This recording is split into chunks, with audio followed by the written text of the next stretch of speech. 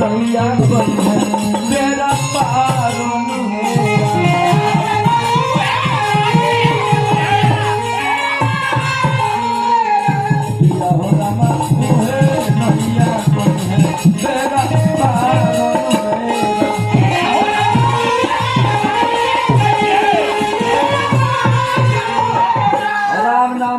के तरल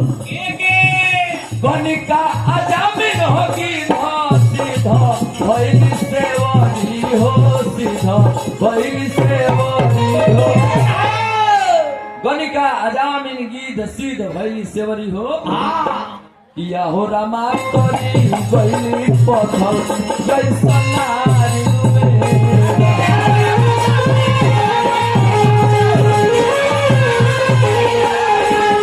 हो रमा बनी पथल जैसा नारी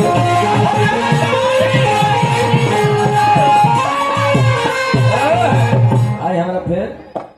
आर्यन बाबू की तरफ से एक पुरस्कार मिलो माता रानी से करना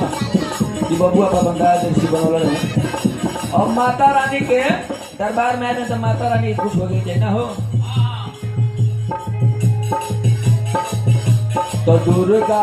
मैया के जय यार तनी बोल देखो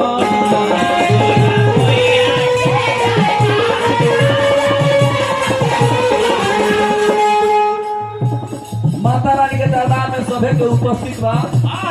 सबसे निहोरा कर हाथ उठा के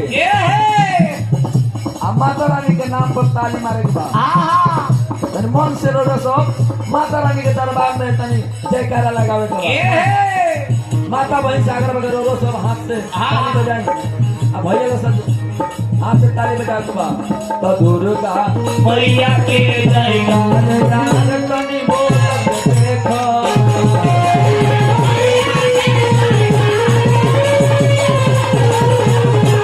दुर्गा मैया के जयकारा तनी बोल देखो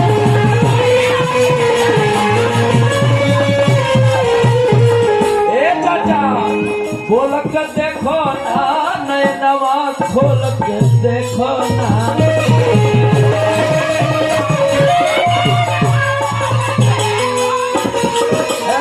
खोल के देखो ना नैनवा खोल के देखो ना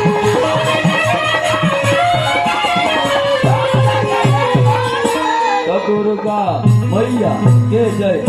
यार तनी खोल के देखो